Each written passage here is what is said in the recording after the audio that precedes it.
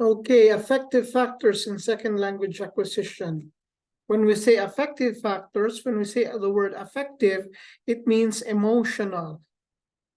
Emotional. So we're talking about emotions as factors in second language acquisition.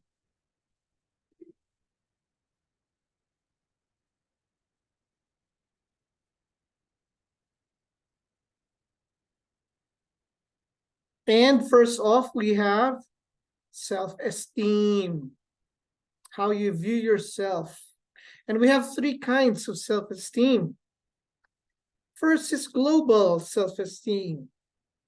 Global self-esteem is your prevailing view of yourself.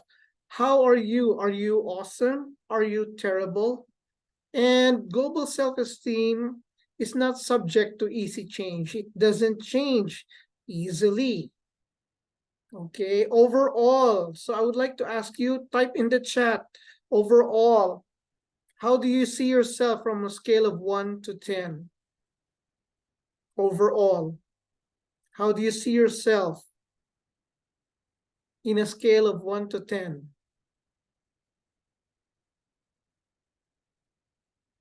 Leah gave a 10, Bernadette gave a 9, many of you gave a 7.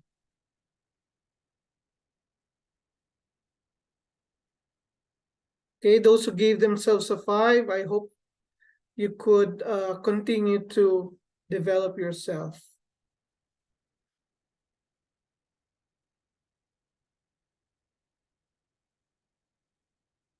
Okay, thank you. That's global self-esteem. Oh, bakit may magbigay ng 4? I hope you could recover. Okay? And then, we also have situational self-esteem. Situational self-esteem is your self-esteem in a particular life context. How do you see yourself as a student? How do you see yourself as a friend? How do you see yourself as an English major, a BEE student? Okay, so for this part, I'd like you to rate yourself. What is your self-esteem as an English major, as a BEE student from 1 to 10?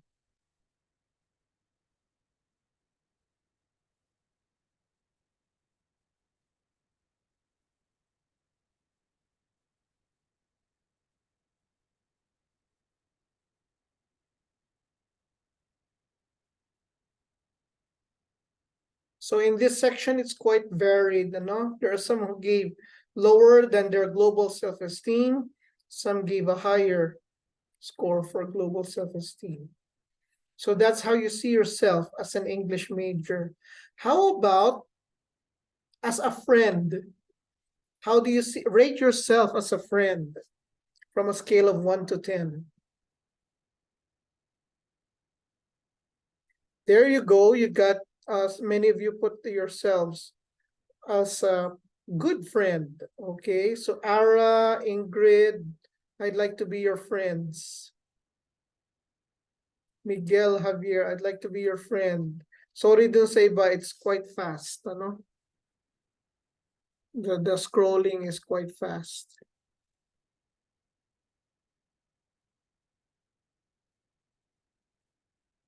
Okay, so we have global self-esteem, we have situational self-esteem, then we also have task self-esteem. So task self-esteem has to do with how you view yourself in a particular task. Okay, how do you see yourself in a particular task? So let's say, for example, in singing, you're going to sing a song, maybe a pop song. How do you rate yourself? Okay, somebody gave a negative 1,000.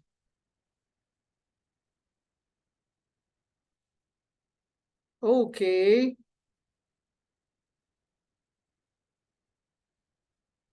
Maybe some of you are actually just a little bit humble, okay? So maybe you should add 2 points to that particular score that you gave, okay? So that's task self-esteem. How about class, delivering an informative speech in English? Delivering an informative speech in English.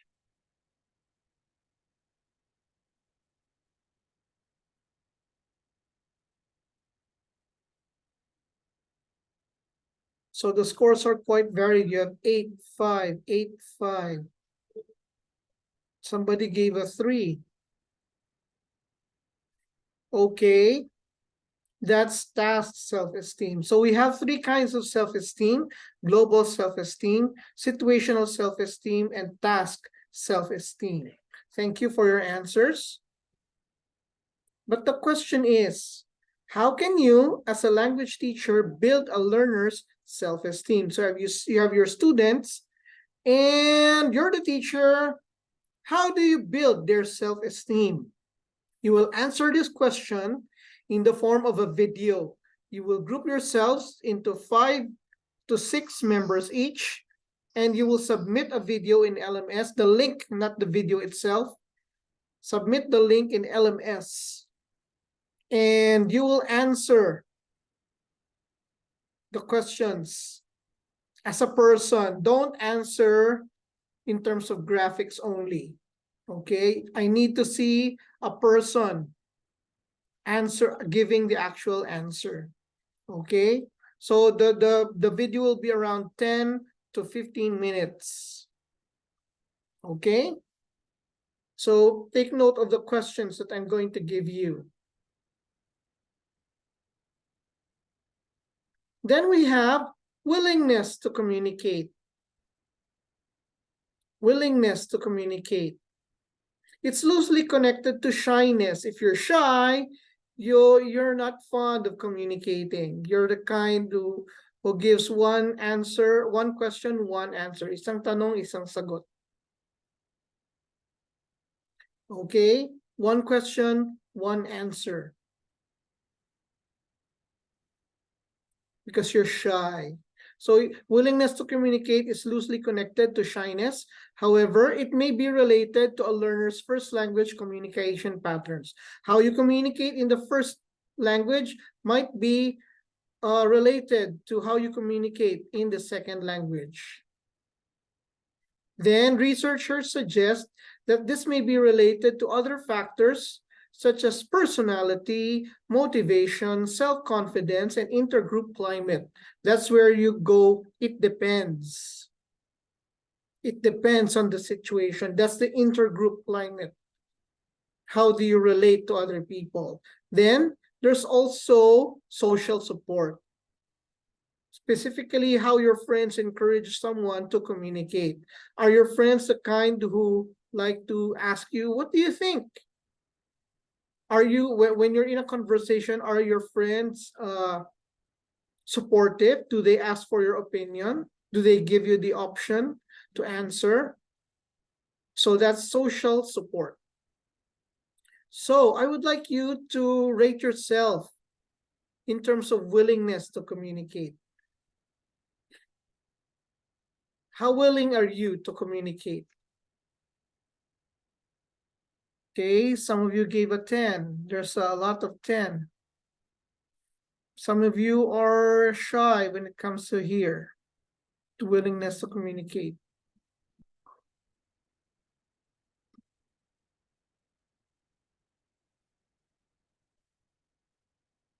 Okay, thank you.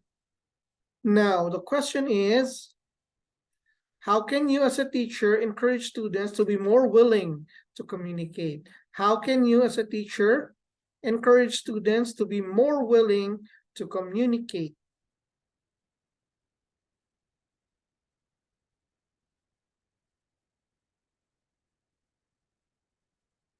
Okay, that's the question for you. Then we also have inhibition. Inhibition, pagpipigil. Okay? So, usually inhibition is intended for self-preservation. You have your ego to protect. You have your dignity, your pride, because if you make a mistake, people might laugh at you, or something might, you might lose your pride, okay? Which is why children are therefore less inhibited than adults who try to speak, okay? They're less inhibited than adults to try to speak.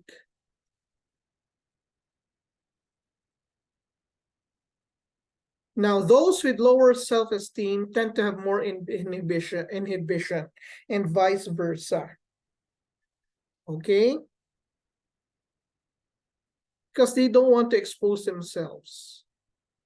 However, it has been found that inhibition can be manipulated, particularly with alcohol consumption. When people have a certain amount of alcohol, they're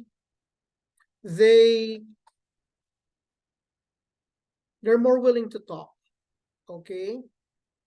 So it's known that alcohol tends to loosen a person's tongue. Okay, but there are many other ways to manipulate inhibition. So the question is, what are the possible causes of inhibition in a classroom, and what can you do to deal with them as a language teacher? Class, the problem with willingness to communicate is the problem with willingness to communicate. If you're not willing to communicate, then you don't get to practice the language. You don't get to practice your hypothesis. That's the same thing with inhibition. If you have a lot of inhibition, then you're not willing to practice, to do hypothesis testing. Hypothesis testing, again, class, according to Inatism, is how people learn a language. They try out a sentence, and then based on the feedback, they organize their grammar, they organize their pronunciation, they adjust their language, they adjust their pronunciation, their grammar, and even vocabulary use based on the feedback of people. So that's hypothesis testing. Now, with regards to self-esteem, it has been shown that those who have lower task self-esteem tend to be less willing to work on a task. Those who have higher task self-esteem, they're the ones who are more willing to do a task. So if you have low task self-esteem when it comes to learning a language, then there's a tendency for you not to try out the language because you feel low about yourself. Okay? Now, in a class, it's not the ones who have high inhibition that's our problem. The ones who it's our problem would be the ones who are shy, the ones who have inhibition. Okay? So what are the possible causes of inhibition in a classroom, and what can you do to deal with them as a language teacher? Okay, again, class, when it comes to self-esteem, if you have low self-esteem, then in a task, okay, then there's a tendency that you are not willing to work on a task. But if you believe, you're confident in a task, there's a tendency for you to be more willing to work on it, particularly in language learning. If you feel that you cannot communicate in a language, then you might not try out the language. The same thing with willingness to communicate. The more willing you are to communicate, the more you are able to test out the language, test your hypothesis. The same thing with inhibition. If you have lower inhibition, then you're more willing to communicate, to try out your hypothesis about the language. So with regards to Alma Moreno, she has low inhibition because she's willing to try out a particular language construction. She's not so afraid of being laughed at. Okay. Then we also have risk-taking. We have high-risk takers. High-risk takers are the one who tend to blurt out what comes to their mind. You have a question and then they have an answer, they blurt it out. Okay, or they have a statement. They're not so they don't have much of a problem whether they're wrong or right when it comes to grammar or pronunciation. And because of that, they have more failures, but they also have more success. They have more opportunities to try out their hypothesis. Now, sometimes high-risk takers can be irritating, okay, but not so much as low, but that's not as much a problem as low-risk takers, okay? So we have moderate risk takers. They're the best kind. They make calculated, intelligent guesses.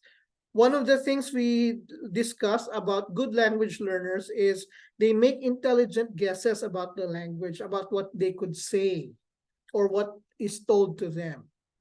Okay, so they're the best kind. Then our biggest problem actually in this field, in this aspect, are the low risk takers. They have fewer failures, but they also have fewer success. And because of that, because they're low risk takers, they're not so much willing to risk being laughed at. They are not willing to risk getting negative feedback. So what happens is, when it comes to hypothesis testing out the language, they're not very willing to. Okay, and so they have lesser practice or opportunities to use a language. So the question, class, for you is, how can you as a language teacher encourage high-risk takers to take fewer risks and encourage low-risk takers to take more risks? Okay. Of course, if I ask you what kind of risk taker are you, it depends. Maybe on you make a ratio or comparison, the benefit versus the effort. Okay, the benefit versus the effort. Is the effort worth the benefit? So maybe that's how you think. Okay, but then there are still people who are high-risk takers. There are language learners who are low-risk takers. And of course, there are moderate risk takers. They make calculated, intelligent guesses about what to say. Okay, high-risk takers, they're very willing to say whatever they want to say. Maybe actually, I'd like high-risk takers better than low-risk takers. But according to H. Douglas Brown, moderate risk takers are the best. They make calculated, intelligent guesses. But me, as a teacher, I'm probably willing to tolerate highly talkative, high-risk takers who keep on talking even if their grammar, their pronunciation, their vocabulary use might be incorrect. So I'll just correct them. Okay, but the question is, how can you, as a language teacher, encourage high-risk takers to take fewer risks and encourage low-risk takers to take more risks? Then we also have anxiety. Okay, anxiety, pagkabalisa. We have what we call communication apprehension. When you feel scared, when you feel afraid that you cannot express yourself very well. So that's anxiety. Then you also fear social evaluation. You fear how people perceive you. Oh, this person, he's not a good English speaker. Oh, he's a TH, trying hard, or whatever. Then you also have test anxiety. It's apprehension about assessment results. But class, anxiety can also be grouped into two: debilitative anxiety and facilitative anxiety. Debilitative anxiety is anxiety that uh, that prevents you from working, from moving on, from proceeding, because you feel so scared you can't do anything anymore.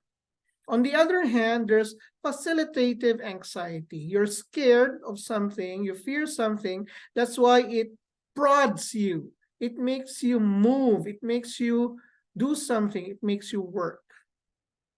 So the question, class, is how can you as a teacher, how can you as a language teacher produce less debilitative anxiety and produce a good amount of facilitative anxiety?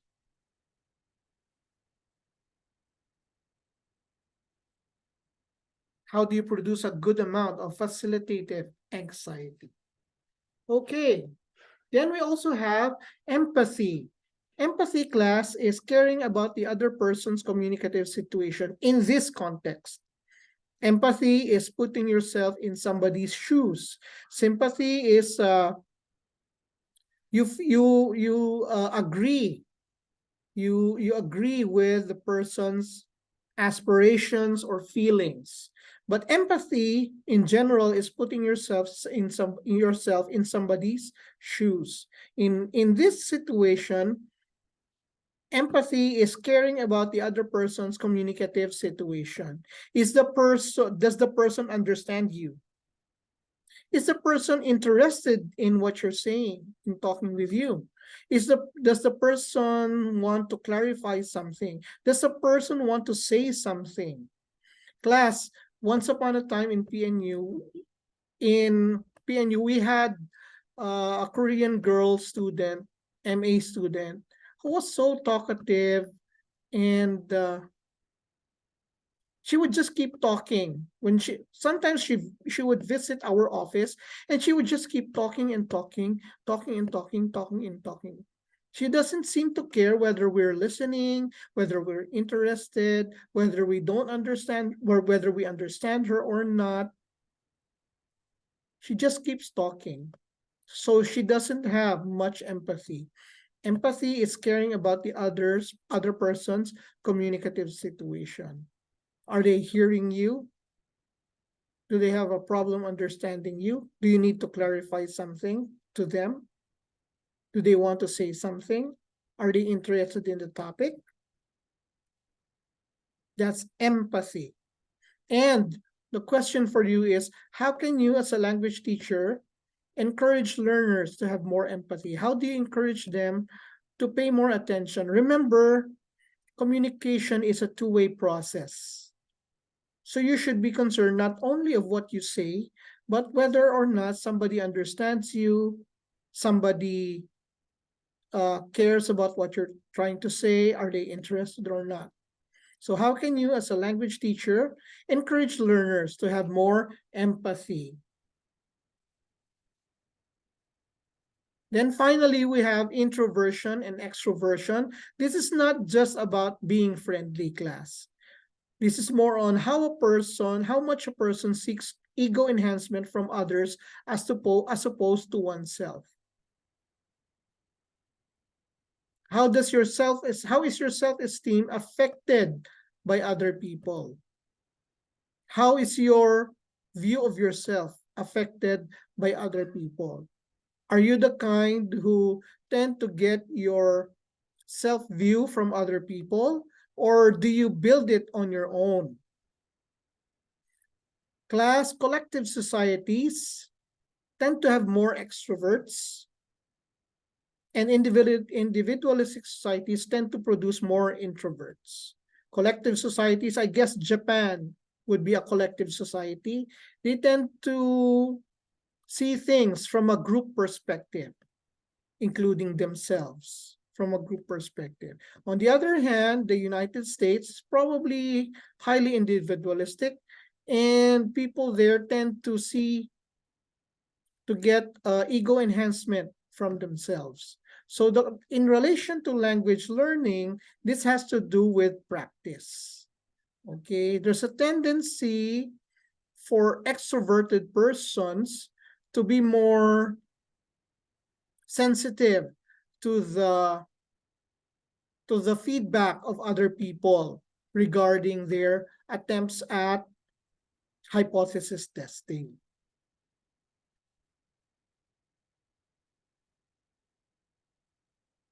Okay, so introverted persons tend to study on their own. They learn the language on their own, not so much on feedback from others. Okay, so in conclusion, class, being in a classroom increases the effect of affective factors in second language acquisition because you're in a classroom.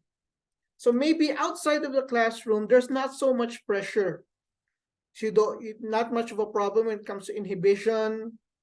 Well, maybe some people might laugh at you, but that's not as much pressure as when you're in a classroom. When you're in a classroom, that increases the influence of these affective factors. Okay, all these affective factors that we discussed, they tend to be magnified in a classroom setting.